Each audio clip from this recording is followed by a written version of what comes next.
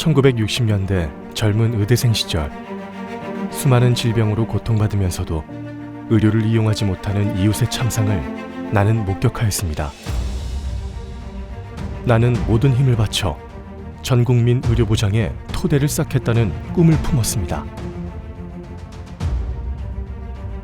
다행히도 지난 30년간 나는 내 역량과 경험을 내 조국의 보건의료 체계를 발전시키는 데 쏟을 수 있었습니다.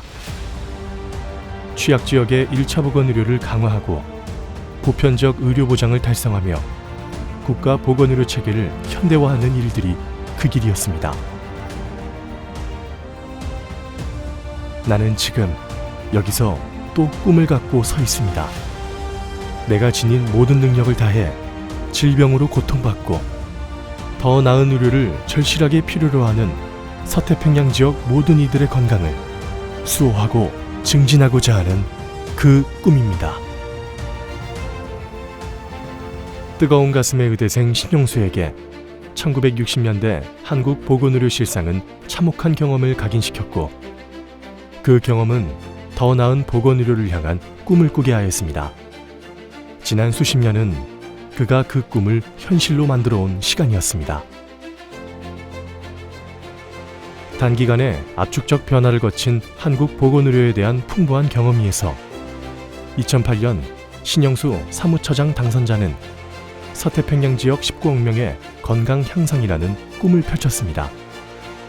그리고 사무처장으로 재임한 지난 10년 동안 그는 그 꿈을 현실로 바꾸어왔습니다. 더 넓은 세계를 마주하고 뜨거운 가슴으로 끌어안았던 그의 지난 10년. 그 경험은 이제 많은 이들에게서 더 크고 새로운 꿈으로 꽃피어날 것입니다. 그리고 우리는 여럿이 함께 꿈을 꾸면 현실이 됨을 알고 있습니다.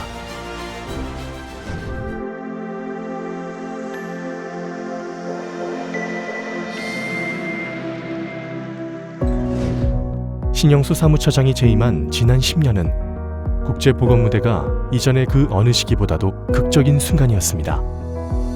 국제적 금융위기로 각국의 사회경제적 토대는 취약해졌고 보건부문 투자 여력은 감소하였습니다.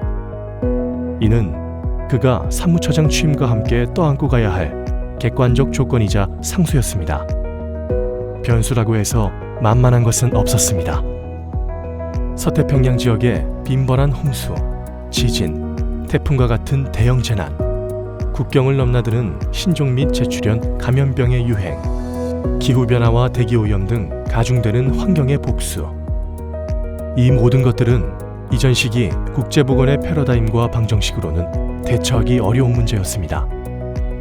국제사회는 개발의 의제로 보건을 포함하여 한층 숨가쁜 노력을 경주하였습니다.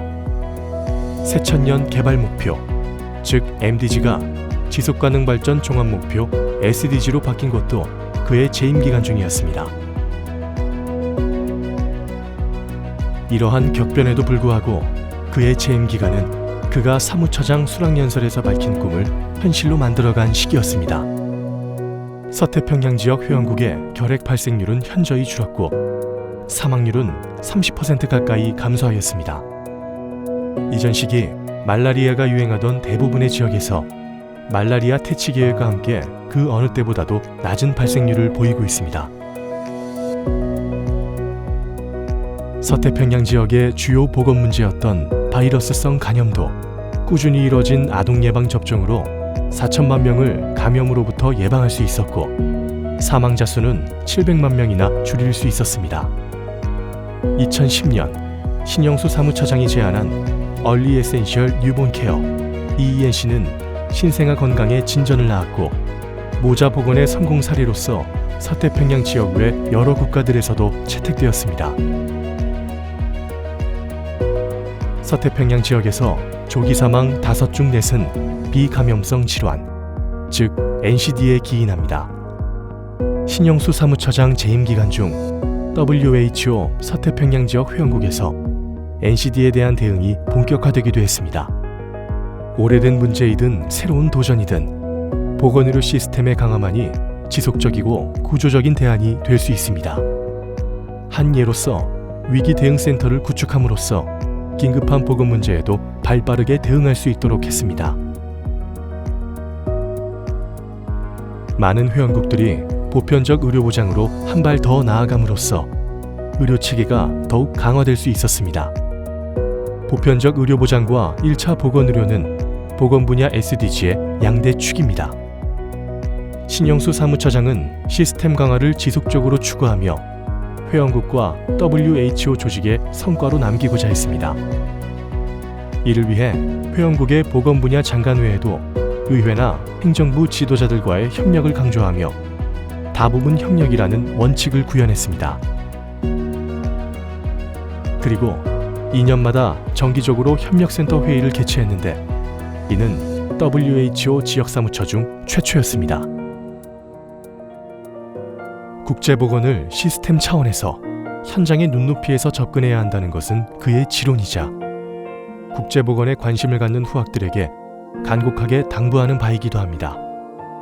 2013년 4월 서울대학교 의과대학에서 행한 아카데미아 강의 말미에 국제보건을 꿈꾸는 미래 세대에게 그가 당부한 것도 첫째, 단순한 자원봉사를 넘어 각 나라의 보건의료 체계를 이해하는 시스템적 접근을 할 것. 둘째, 내 입장이 아니라 개발도상국 입장에서 필요한 것을 제공할 것. 이 두 가지입니다. 신영수 사무처장은 또한 유연한 조직 혁신과 창의적인 건물 리노베이션으로 WHO 자체를 일 잘할 수 있는 조직, 일할 맛 나는 공간으로 만들어갔습니다. 신영수 사무처장을 위해 WHO의 직원들이 퇴임 선물로 제작한 영상에는 반복되는 단어들이 있습니다. 비전과 해안, 따뜻한 가슴과 강력한 추진력입니다. 그것으로서 그는 WHO 직원들과 함께 나아갈 수 있었습니다. 신영수 사무처장은 한국 보건의료의 발전과 역사를 체험하고 있습니다. 그 경험 위에서 국제보건에서의 꿈을 현실로 만들 수 있었습니다. 이제 다시 그 경험은 개인의 자산으로만 머무는 것이 아니라 또 누군가의 새로운 꿈으로 이어질 것입니다. 오래된 보건 문제나 새로운 보건 문제는 그 어느 때보다 해안을 필요로 합니다. 기후변화, 대기오염, 감염병의 국제적 전파, 남북한 보건의료 교류 협력은 모두 국제질서 속에서 다자간 구조로 밀접하게 연결되어 있다는 공통점을 지닙니다. 이에 신영수 사무처장은 후학들이 더욱 폭넓은 관점을 가질 것을 주문합니다. 10년 동안 제가 지역처장으로 재직하는 중에도 WHO의 중점과제 우선순위에 많은 변화가 있었고 앞으로도 더욱 큰 변화가 있으리라 생각이 됩니다. 우리 의료제도를 연구하는 학자분들도 인문사회학에 대한 더 깊은 식견과 통찰력을 가져주시길 바랍니다. 2008년 사무처장 당선 수락 연설 후 10년이 지나 퇴임을 앞둔 2018년 WHO 서태평양 지역총회, 신영수 사무처장은 기조연설을 이렇게 끝맺고 있습니다. Earlier this year, I visited Lao PDR. It was my 7th visit during my tenure period.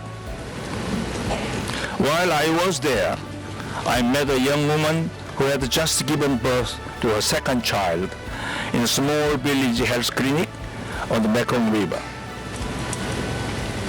We spoke briefly about her newborn and her hope for the baby's future.